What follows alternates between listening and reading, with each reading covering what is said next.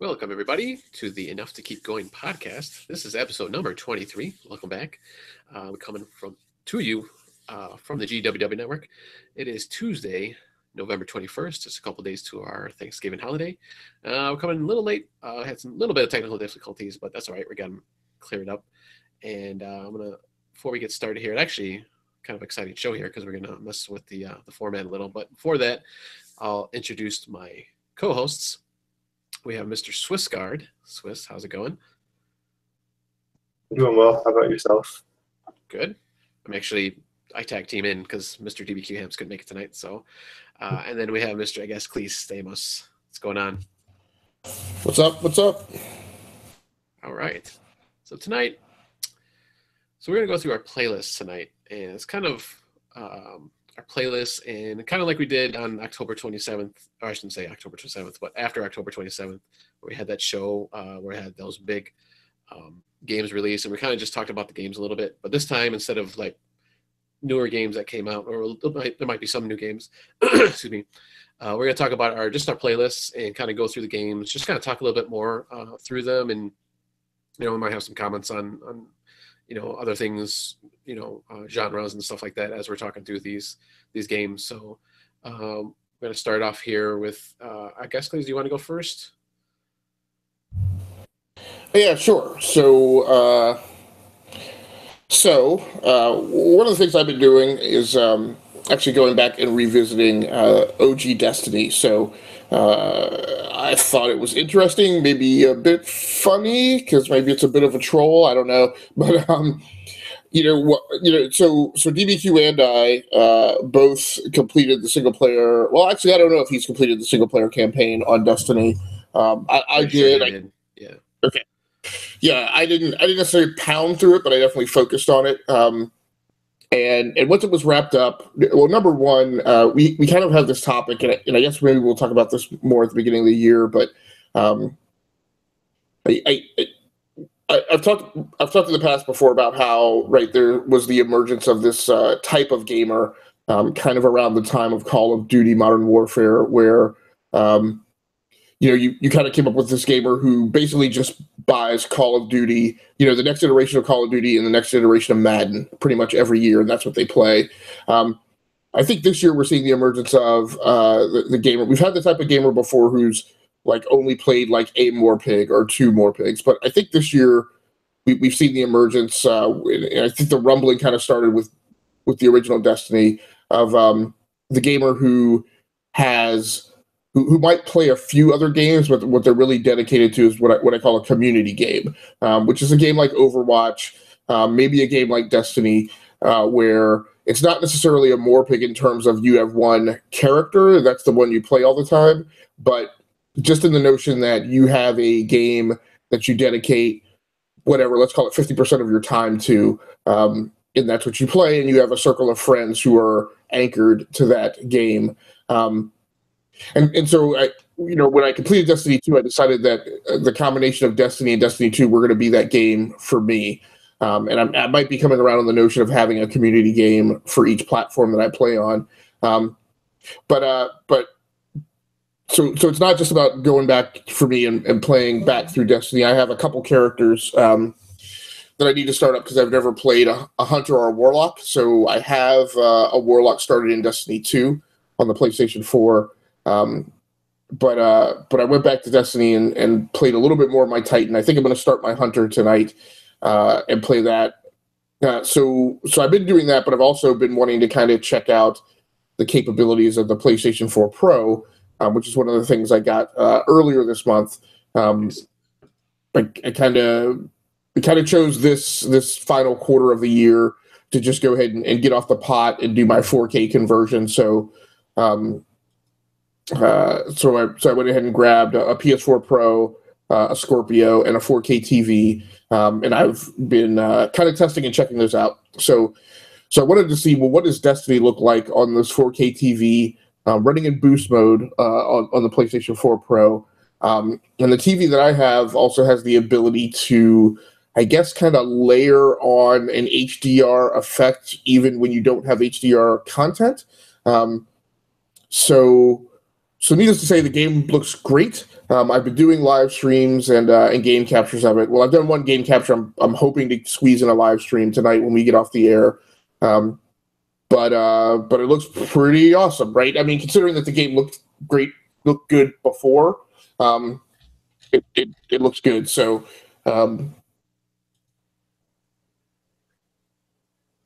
it's interesting because there are little nuances like.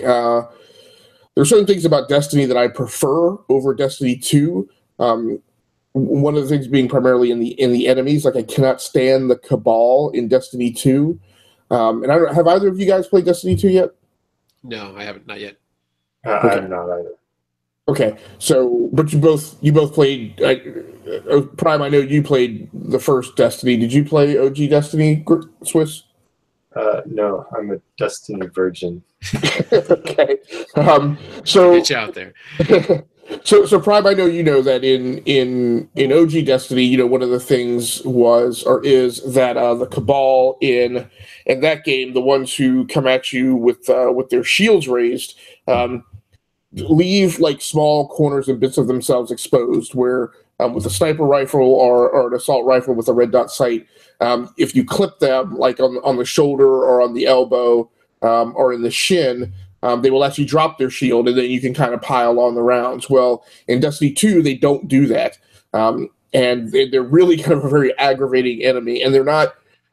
And I felt that design choice is just annoying. That it's not like it doesn't endear me to the game more. So I like going back and playing OG Destiny for some of the things like that. So do they like if you try to move around them? Do they always stay like the shield in front? You have to move really quickly. I think you can overpower them with shotgun blasts, but it's a lot of chucking grenades. Going aerial on them can be effective if you can get above them and fire down. But again, one of the problems in Destiny 2 is there is a lengthened cycle time in the kinesthetic of moving your weapon from a carry position to up at the eye position. So one of the key problems is when you go aerial, your weapon kind of drops, or you actually raise it, but it comes off of your target line when you're in the air, and then you can transition it to fire, but that takes like a couple seconds, and it's not a good feeling, right? Because you're expending air time while you're doing that. But by the same token, it's difficult to sight in on an enemy until you're near the top of your jump to effectively fire. So yeah, I feel like Activision said OG Destiny wasn't going away. I feel like it's just as rewarding for me to go back to it now. I still have to complete Taken King. Also, I think I've completed the other DLC, and I'm still digging into the. And DBQ knows all these things by name, the Book of Ages or whatever that final DLC update was, that kind of inscribes all of your accomplishments into the single tome. So there's still plenty of stuff to do, I guess is my main point, for people out there. And if you don't have Destiny 2, I'm sure you can find OG Destiny on some incredible discount sale. But I'm having a ton of fun playing it, and it's the first in what wound up for me in this past segment being nothing but shooters, which is something I want to kind of talk to you guys about later. So when you finished Destiny, does it just like, I guess I should maybe phrase it like this. So the DLC, does it expand on the ending, or can you play that like at any point? Like if you haven't finished the main game? Yeah, you can play it at any point. It's kind of weird. So I did some game captures this week, and they were always late at night, and I was always pressed for time. Thinking that there was any chance of me going to bed at my assigned bedtime anyway, which was a fallacy. But so I was picking missions that I had already completed because I didn't want to get overly involved in any new content. So one of the things I just picking it at random, I went to Mars, and the two missions I wound up playing for my test game captures, because I was testing the 4K setup, but I was also testing a new hardware game capture device. and you wind up playing, and I didn't realize it because I don't remember all this stuff, but I wound up playing like the second to the last mission of the single player campaign and the final mission of the single player campaign. And yeah, you can go back to those at any point, and they just play like a set piece, and you just go through them. They don't impact, what's going on in the rest of your. So I guess to say it better, your single player campaign is always pegged to whatever the furthest point is that you are in the single player campaign or the DLC. So I'm trying to think. There was something else I was going to mention about that, but yeah. So I should also mention. I mention this all the time for people who watch my channel to get all the tech info that I try and put out about game capturing and doing live streams. Understand that if you're going to use hardware to live stream or game capture, the PlayStation 4 Pro or the Xbox or PCs, none of these hardware-based devices support streaming in 4K. So you have to step your console, your game device down to 1080p. In most cases, I think maybe the device I'm on tonight for the podcast, the Blackmagic Web Presenter, I think it can actually pass 4K through. And I think I found that out by mistake because for whatever reason I didn't set my PC to 1080p. I think it can support passing it through at 4K, but when it streams it to a recording device or to a live stream, it'll step it down to 720p. I think. I'm not positive. Nice. Yeah, I remember I did finish the single player campaign. I never got any of the DLC, but that was a long time ago. I don't even remember what the ending was, to be honest with you. But I know it was fairly easy because I think since I had leveled up so much because I was playing most of the multiplayer competitive stuff, so I was pretty overpowered by the time I did it. So right, and I still experience that. And I'm okay with that. So I think I completed the single player campaign at level 28 or 32. I think it requires level 18. Yeah. And I'm playing it now. It's a level 40. But the challenge does scale a little bit. I don't think it equals. So you'll still be overpowered, but I don't necessarily believe that it's set at the exact same difficulty level, as when you first went through it. And I keep dropping something. There was something else I was gonna mention or ask you about with the single player campaign. But so I understand. So you've been playing Minecraft now. Were you and on the Xbox? So were you looking? So do you know what's going on with this? So, I guess I had the impression that a 4K graphics enhanced version that was specifically made for the Scorpio and for PC was coming, but it got delayed. Has any of that impacted you, or did you hear about that while you were diving deep into playing on Minecraft? No, but it's actually kind of coincidence. No, I don't have a Scorpio, so I guess I could probably put it on my PC, I suppose. But the only reason I did that was actually the only reason I turned on my Xbox One was because my son wanted to play it. So we finally, I actually, turned it on this weekend, and we played a bunch actually on Saturday and Sunday. So, but yeah, that patch or upgrade is delayed till 2018 now. And I don't think they gave an exact date or even a range or anything. So I don't know. It's sometime next year. And also along with that is the together. I forgot what it was called now. The working together update or whatever it's called, where the multiple different systems can play on the same map. That's actually been delayed for the Switch. It is out there for Xbox, PC, and mobile. So at least on those three, you can I'll play on the same map. So that's pretty cool. Are you looking forward to that? You're planning on getting that for the Switch and then doing some cross-play? Yeah, well, I already actually have it on the Switch. I already have Minecraft on the Switch. Right. Yeah, I bought that a long time ago. But and the only reason we were playing on the Xbox One is because we already started a map, or we had already started a game on there. So he wanted to kind of go back and play that map. So I was like, all right, I'll just turn on the Xbox. That's fine. But yeah, eventually I want to try to get him on the Switch. I'll groom him. I'll groom him the right way.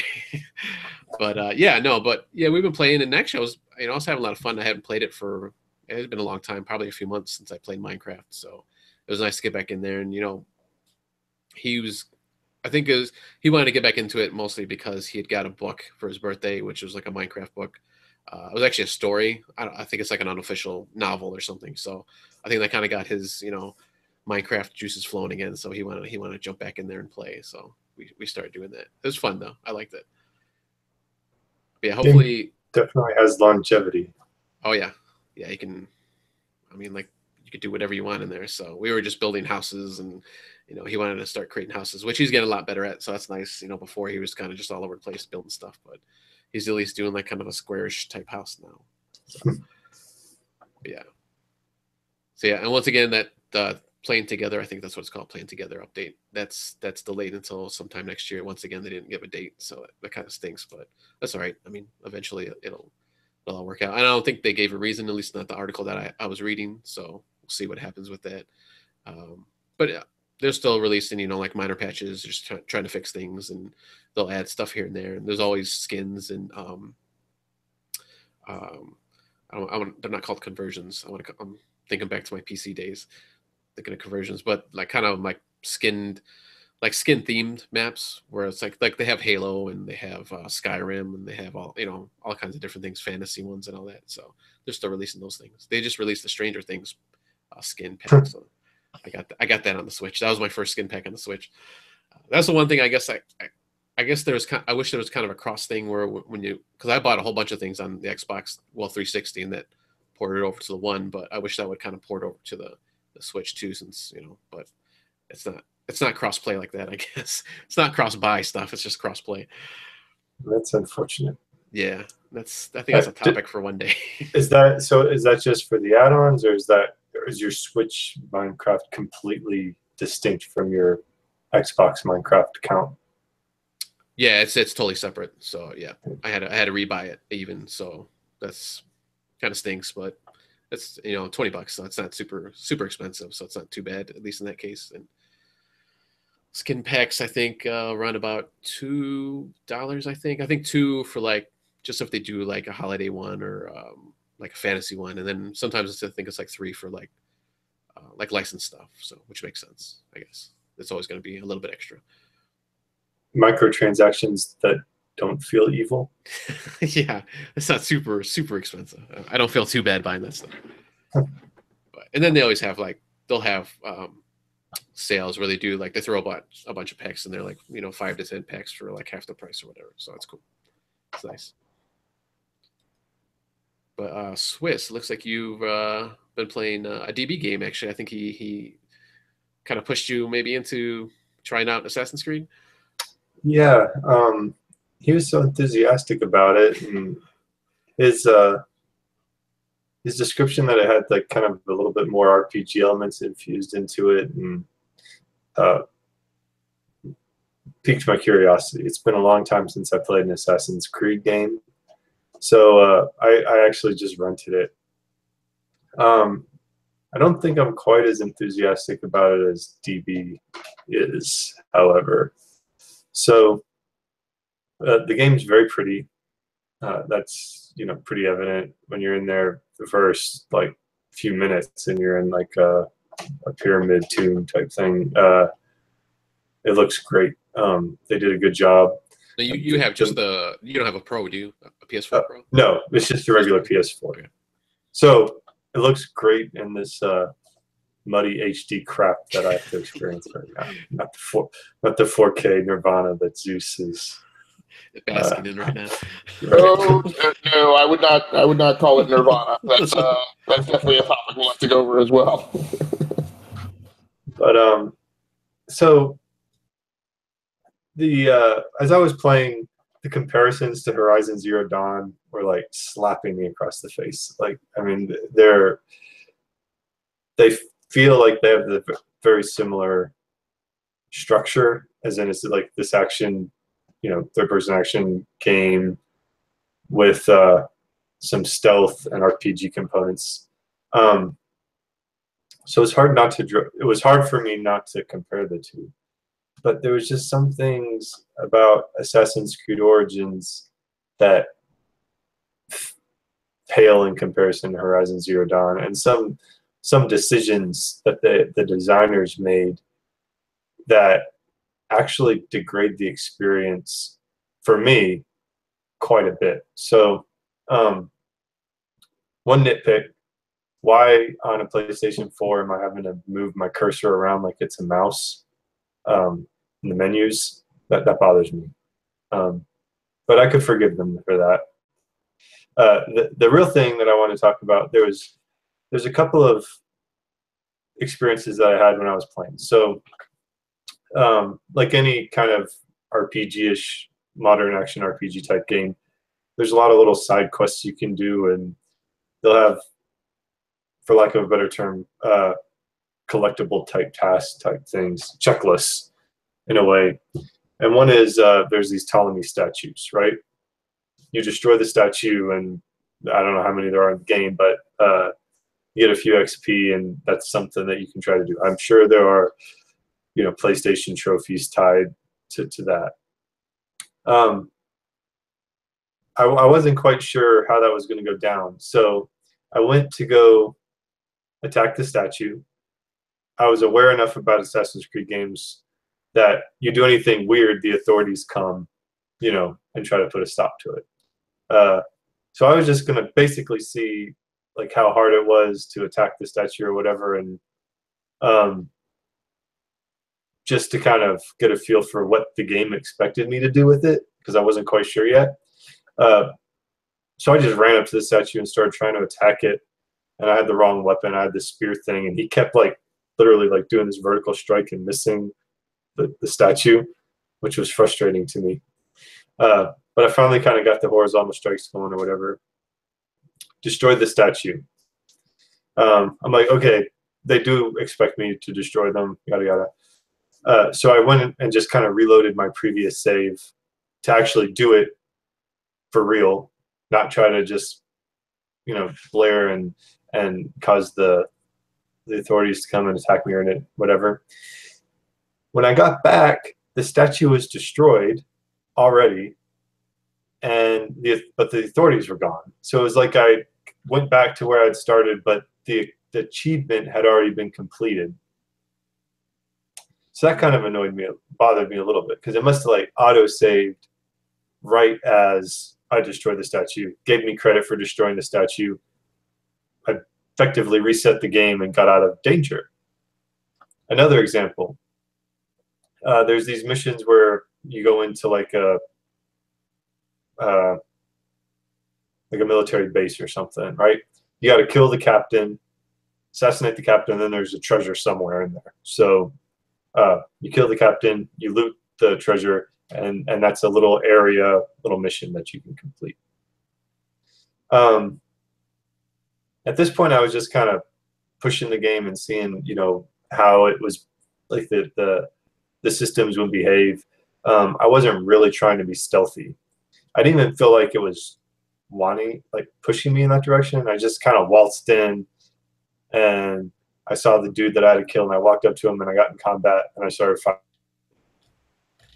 So the combat system we'll talk about a little later, but I killed him.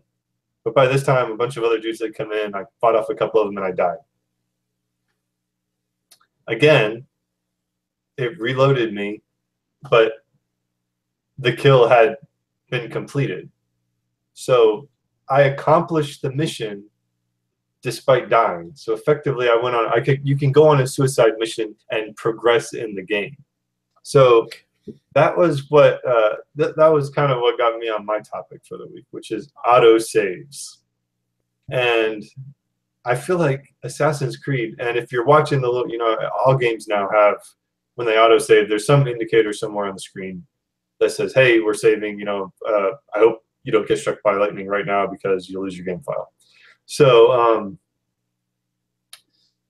it's happening all the time in Assassin's Creed. It's like you are always, it's always, and I feel like with Horizon Zero Dawn, if I approach a mission poorly and I use bad strategy, and I die, as I should, when I die, I have to start over. Like, I'll be at the beginning of the point of where, okay, I gotta go think about this mission again, change my strategy, hopefully I get through it this time. So one, I'm rewarded for doing good, playing the game well, and two, there's some tension involved in case I fail. I remember DB had mentioning that the combat in Assassin's Creed lacked the tension that Horizon Zero Dawn did, and we kind of talked about it, whether that was a design choice, but I feel like as far as the save, there is no tension because I can just go in there and like kill somebody, and then it just warps me. Whoa, I accomplished that mission. I can let myself get killed by anybody, and then I restart, and I'm off to the next mission. So it just, that for me felt like a poor decision. So I mean, how do you guys feel about auto saves in general? Would you prefer to just have manual, or do you want to go like old school where you have the little save point at random places and you're responsible for saving it yourself, or what do you think about that? I guess what I like is both, and it's an interesting thing you bring up, right? Because I had that experience with Doom on the Switch this week, and we'll come back to I won't get into all the detail, but that was one of the issues or items was, so Doom always does autosaves, but you just get but Doom is one of those things that it doesn't make a big deal about the fact that it's auto-saving, right? It's very discreet, and so a lot of times when I talk about the fact that I wound up being up later, past my bedtime than I planned, a lot of times that was because I'm like, and I'm sorry, I'm just with my OCD, I'm one of those people where I don't trust that something has happened if I didn't see the evidence of it. So about some things, right? From an engineering aspect, I've been on the other side where I'm constantly telling users, you don't need to worry about the fact that you didn't see it. But as a gamer, I'm like, so by design, I very well know that this game autosaves, and I'm absolutely certain that in the last 5 minutes I've passed some checkpoint where it should have autosaved, but I didn't see it. So I'm going to so now I'm going to pay special attention to that upper left-hand corner, and now I'm going to play until I see the autosave. But, I think it wasn't this week, but maybe it's been in the last couple of months, I think on Painkiller, maybe by People Can Fly, the original one. Maybe I was playing it on PC, and there's probably a couple other games. First-person shooters especially seem to do this well. There's a lot of them that allow you to do both. Now, when you do a save, what all you're doing is actually locking in your last checkpoint that you passed, but it's still a comforting just in case thing that that if your autosave gets overridden or whatever, you actually have, you've actually manually saved to the last checkpoint. Now, at the end of the day, I'm still a huge proponent of the PC save anywhere design. I do not know to this date why we've ever walked away from that, and it's particularly aggravating. And yeah, I get it. There were bad things that players could do to themselves, right? Like any player who manually did a quick save or save point right before, at a bad point in the boss battle, and then they were just inevitably doomed to fail every time the game restarted. I get that, but I think the hybrid mix of the checkpoint save with a true save anywhere is the best. Understanding and somewhat accepting that the industry is not going to do that anymore, the next best thing to me is the checkpoint autosave plus you being able to manually save to the last checkpoint on your own. I will say that Wolfenstein 2 has that system. So there's autosaves at checkpoints, effectively, and they're paced well. Before you get into something, you'll autosave. After you accomplish something, it'll autosave, but it's not obtrusive. And I felt like if I die, I reset back to where I probably should be. And after I accomplish something, I got a good go. But anytime I can save it. So I do both. That was another game I was playing. That the autosave in that just feels so much more natural compared to Assassin's Creed. So the last thing about Assassin's Creed that is different, I guess, is so you level up because it has these RPG elements now. That's cool. That was one of the things that attracted me to the game. I like RPGs. there are enemies that when you fight an enemy, it actually shows the level. Like even wildlife have levels. So if you go fight an ibex or whatever it is, it's level 3. So you better not be level 1 when you take that guy on. There are some enemies that if they're above you with enough levels, it just shows a red level above them. And I didn't know what that meant at once. I was just like, I'm in the entry area. Oh, there's a mission over there. I'm OCD. I have to get every side quest done before I... So I went and I snuck up on the guy behind him. I'm an assassin. I should be able to slit his throat without him seeing me, and that's it. It's over. I did my job. I snuck up on him. He just like flipped me over and said, "Nice try," and stabbed me, and one hit kill. I mean, it was like I tried it like 2 or 3 more times before I realized everything I do to them is only doing like 1 or 2 damage, and it's doing nothing. And they're like getting 1 hit kills. And I googled it, and if they have a red skull, it basically means you can't do this yet. You have to come back when you're a higher level. Which now you played Zelda this year, right? Oh, I mean, yeah. Isn't it the same thing? But I thought the same thing too. I was starting to complain about it. I'm like, but it's in Zelda, and I didn't mind it in Zelda. But I think the difference is, okay, what is Zelda? Legend of Zelda, Breath of the Wild. So that's an intentional thing where they're saying, look, there's dangers out here that you are not capable of handling. And with Zelda, just like, oh, I can't go to that part of the map because it's too dangerous, and that there's a sense of awe about it.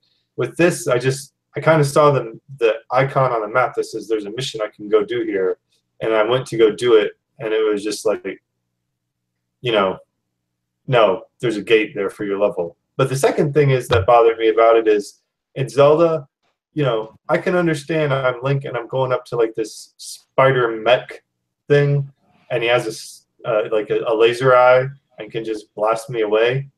That makes sense that it's a 1-hit kill. It doesn't make sense to me that if I sneak up behind somebody and take out my knife, that if they don't completely see me coming, why I can't do an assassination takedown.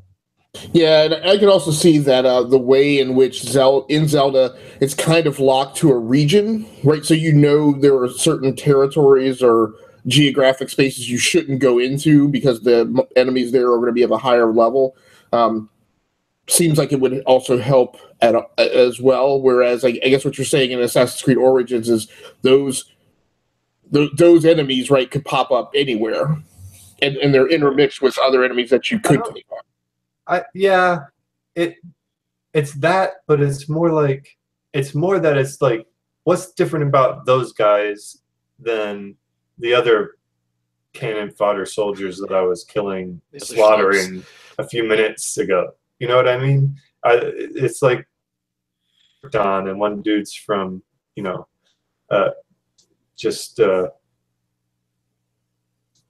some part of Earth that does not have good warriors. I don't know where I was going with that. Go ahead. Yeah, so I guess my one question is, I guess maybe one thing we should add to this new format that we're tweaking and playing around with is when we hear this kind of feedback on a particular title that one of us has been playing, we should ask the question, is it enough to keep going? Since that is the title of our show. So you rented this game, right, Swiss? Mm-hmm. So is this a game you're going to send back and never have anything to do with again, or is this going to keep on your radar to come back to if you see it go on sale somewhere? It's on my radar. So I'm complaining about it, and I just want to draw some distinctions. I've played a similar game in Horizon Zero Dawn, and I enjoy it more. But there was enough for me to say, hey, I kind of like the character Bayek, and the story, like they kind of jump in a weird spot with the story where you're like going to assassinate somebody, but you don't know quite. He's always talking like, oh, it's like it's his mission, but you don't even know why yet. And once I made myself go through the first major assassination, and then the story opens up. And DB has said that the game opens up a lot more after that. So, picking it up used or on a deep sale, I can see myself doing that when my backlog kind of gets a little bit farther down. I'm not deleting my save file. I just don't understand some of the decisions that were made. I wanted to. I felt like the first time I played the original Assassin's Creed, I was much more careful and I was much more cognizant of the consequences of my actions. And maybe it was just because I was just doing a speed run on this and just to experience it, and I didn't care enough, but the tension wasn't there.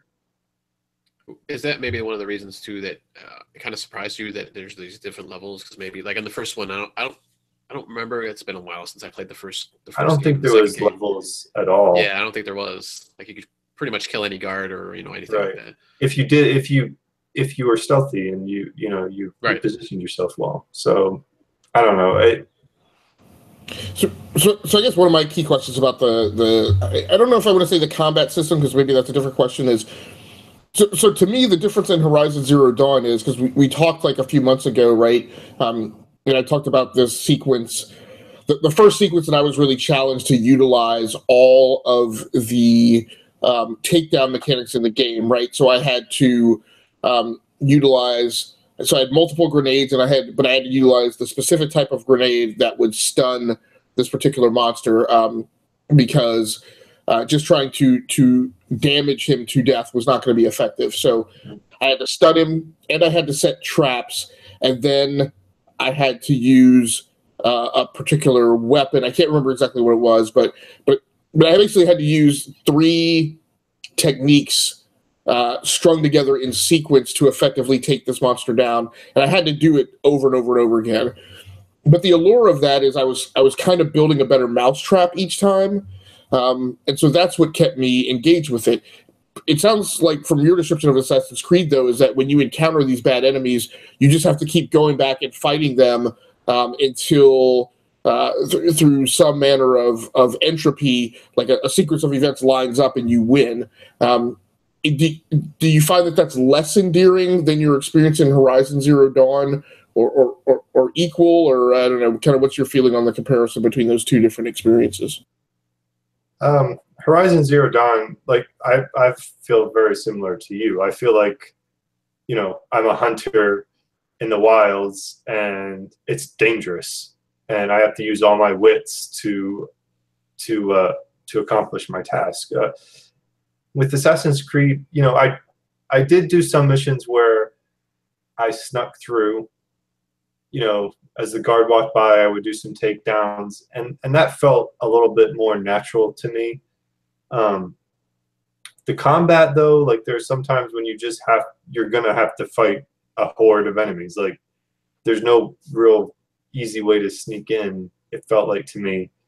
And so the combat's very much geared towards like one-on-one. So you're like doing dodges and parry. And I guess there's some decisions, like there's a lot of variety of weapons I've already seen. And, and you can do ranged combat with the bow and arrow. So maybe there's some depth there that I haven't really explored yet. But it didn't feel as fluid as Horizon Zero Dawn did, and in a way, Horizon Zero Dawn's combat was actually is a little bit simpler. Like with as far as like the weapons, you have the light attack and the heavy attack, and then you have your bow and arrow. Really, you can set the traps and whatnot. But this, it felt like they try to get more of like some deeper mechanics in there, but I don't know. It might do it for other people because it's more action oriented, and I prefer like the stealthy strategy that it felt like Horizon Zero Dawn was rewarding more so than Assassin's Creed. And maybe Assassin's Creed later on, the stealth kind of becomes more important, and I was just so early in the game that it hasn't been hypercritical yet.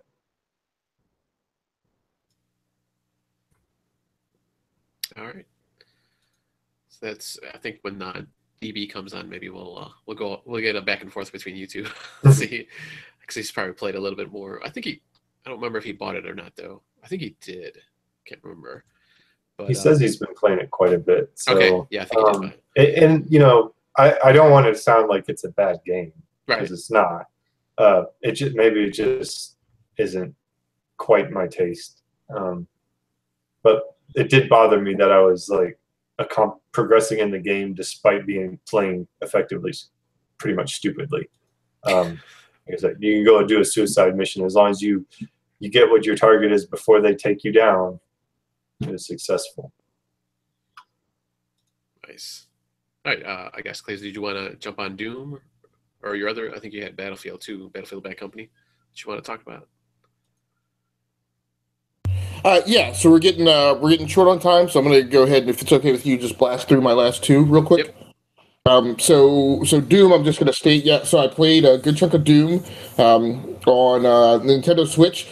Feels great. I think I don't know, I've written something somewhere or talked about it somewhere else. You can go check it out.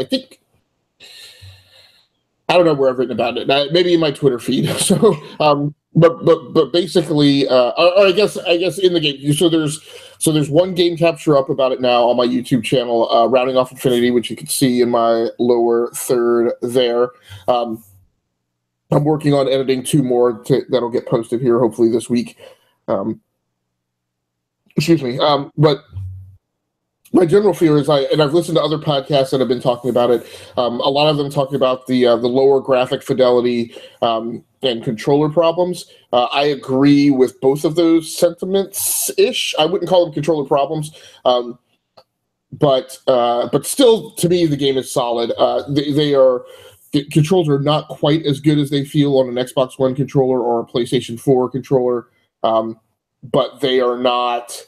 I don't feel like they are bad. They're probably maybe late console generation 6 level controls, right? So if you go back to how it felt playing a first-person shooter on the PlayStation 2, that's kind of how they feel, and that's out of the box. I'm pretty sure you can calibrate them, but I just haven't bothered. But they felt fine, and they feel better depending on the type of controller you use. So I played with the Joy-Con Grip Charge this weekend. I know that the controls would feel better with a PlayStation Pro controller, but the game looks fine. It's not, graphic elements aren't great. But I think you get a bigger hit when you play multiplayer, which I haven't done. It looks fine on a 1080p TV. It looks really good in tablet mode, which I probably played maybe half my time in tablet mode. So it's going to take you a little bit to figure out what works best for you, but a highly enjoyable game to be able to take with you on the go. And then my last kind of gameplay segment, or what I've been playing most recently, was amazingly Battlefield Bad Company 2. Now, why am I playing Bad Company 2, which is a 2010 release game? Number one, let me say, game holds up amazingly well for a 7-year-old game. They do have 4K assets in it, so playing on my secondary gaming PC, which I think, is that orange one over there behind me, on a 4K LG monitor, it looks awesome.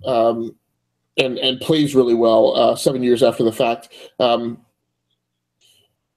But I'm playing it because I had so we had been talking in our Flock channel about kind of wrapping up our gaming shopping for calendar year 2017, particularly as we roll up on our gaming superlative show, which will be our last episode, kind of around mid-December.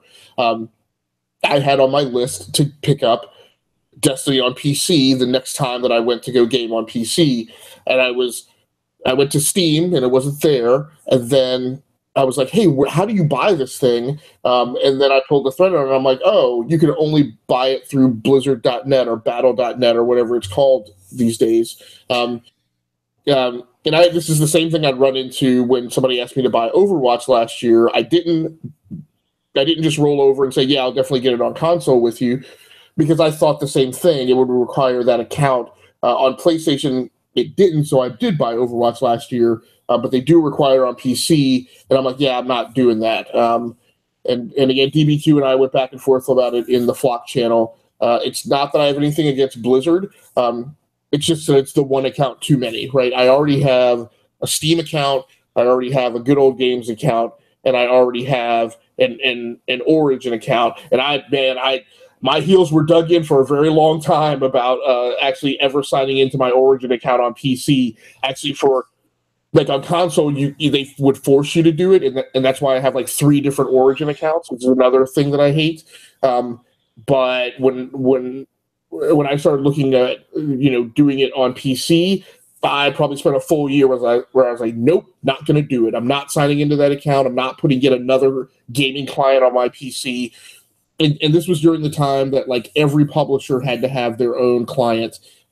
We have walked away slightly, I feel like, in the industry from that Armageddon. Activision is doing some of forcing you to buy some stuff through their client, but a lot of times that stuff is available. Like the Call of Duties have been for sale on Steam.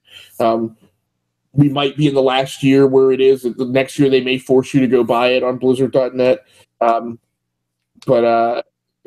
Ubisoft walked away from having its own client, even though they did have UbiPlay, and there was one iteration of Assassin's Creed where they would force you to be signed into UbiPlay on PC as their DRM construct, and they backed off of that as well. So I decided I wasn't going to do it. I went shopping around for first-person shooters that I didn't already have and that were interesting enough for me to play.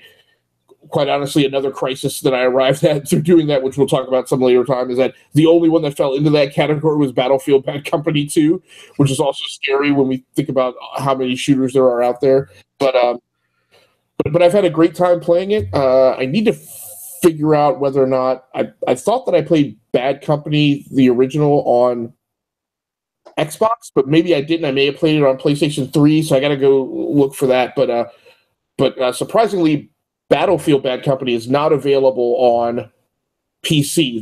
They never did a PC port of the first one, so they've only done a PC port of the second one. I like it. The set pieces are engaging. I love the different environments, but yeah, I just lost that train of thought.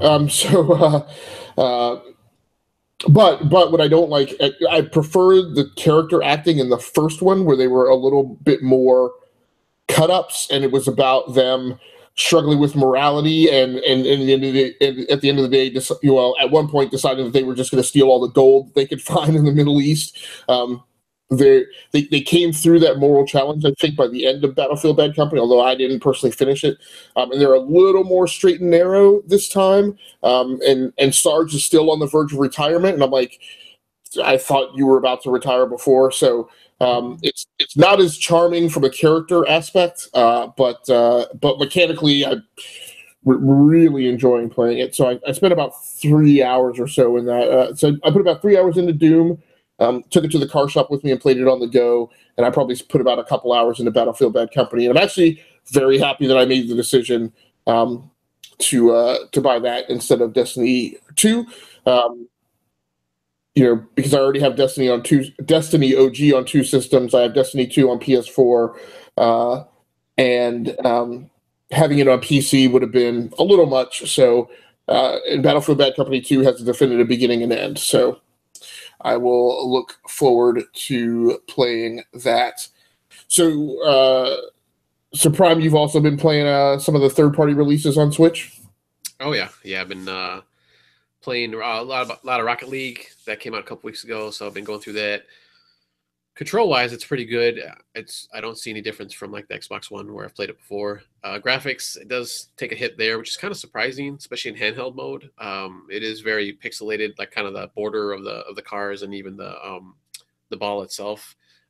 Stages look fine, but I don't know what happened there, like why it looks kind of bad, to be honest with you. But after the first few times that I played it, I don't even really notice it now because the game moves so fast. So maybe that can be patched in. Maybe they just got to kind of button it up a little bit. But I haven't played on the big screen yet, so I'm not sure if it looks the same or if it's a little bit better or not. And then besides that, I've been playing Skyrim. I got that last Friday, came out, and that's pretty much all I've been playing. That and Rocket League have been pretty much pretty much it. But been having tons of fun with that. It looks great. I mean, I'm really surprised the graphic quality. You know, it's not obviously it's not Xbox One, PS4, but you know, it is kind of in between, like they've said many times on different sites and articles and stuff. But it's in between the 360 and Xbox One special edition that was released. So, have you noticed any slowdown? No, I haven't actually. I haven't battled any dragons yet, though. So maybe at that point, because I know like the first dragon battle is like you and like this whole basically like a regiment or like a little bit army, like maybe 5 or 6 guys. So that'll probably be the big test. I have been like the major cities, which has a lot of people walking around and stuff, and I haven't really seen anything yet. So yeah, I'll say I'll comment. That's one thing that the Switch version of Doom seems to do very well. And I'm wondering if it's specifically a Bethesda thing, that rather than in most games when things get busy, you see slowdown. What you see on the Switch is you actually see them drop a lower res texture pack on top, so you'll get fewer pixels of definition, basically, and so the graphical fidelity won't be as good, but the speed stays constant, or at least within a reasonable band.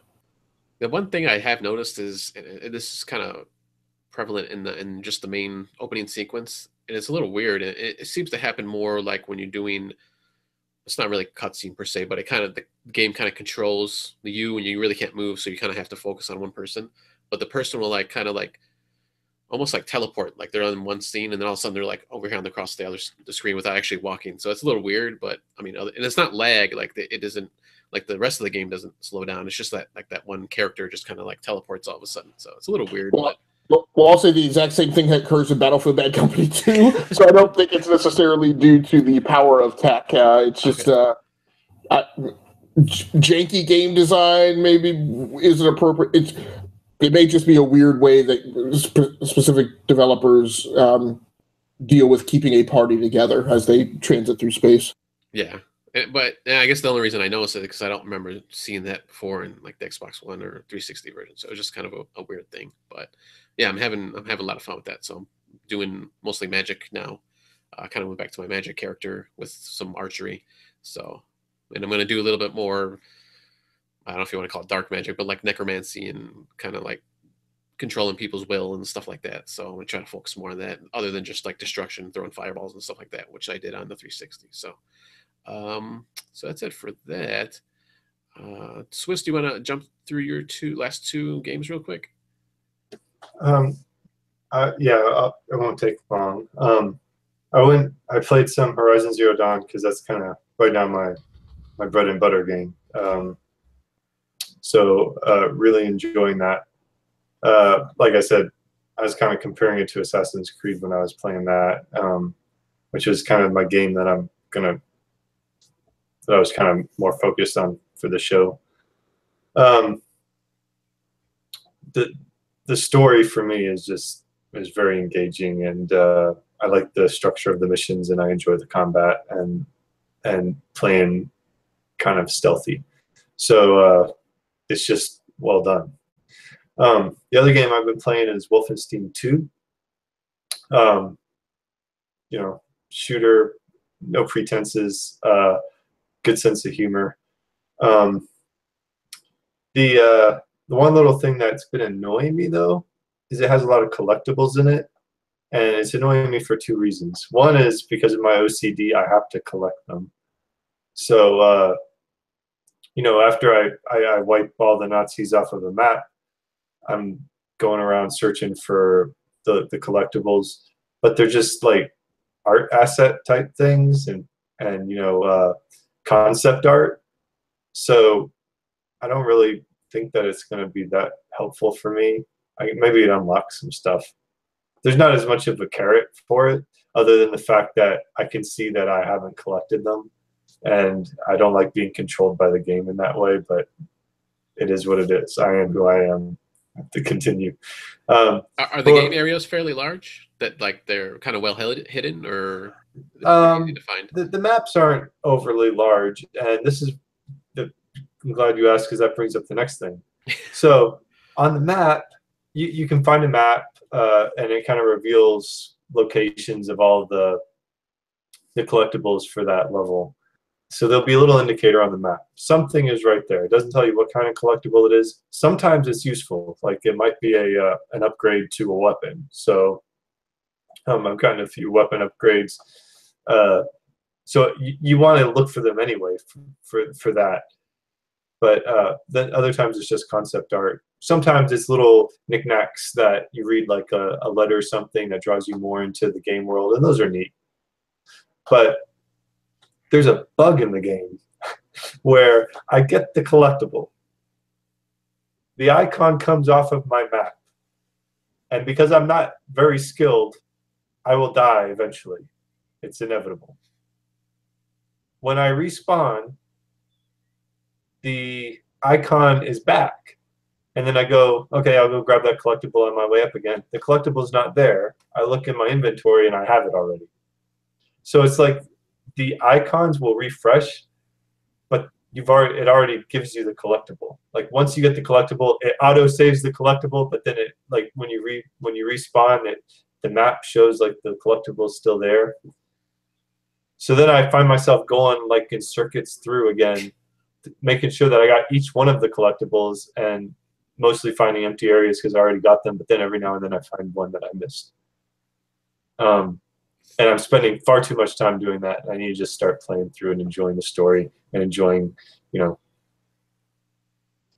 Nazi headshots and Hatchet. So it's like the reverse of Origins. That it's when you die, now it's giving you stuff back that's not actually there. I don't know. It's just a weird glitch, but. So I guess one of my questions is, so which of those two games, Horizon Zero Dawn, are actually, well, I mean, it's a bit unfair because AC Origins is a rental, but which of those, I'll just go ahead and junk in all three. So which of those three games between Assassin's Creed Origins, Horizon Zero Dawn, and Wolfenstein 2, which of those three games do you expect is going to continue to occupy a good chunk of your time in 2018? I'm probably going to play both of them.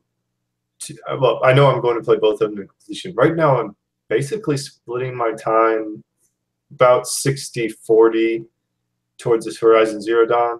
But mostly that's because I can't play Wolfenstein 2 when my kids are awake.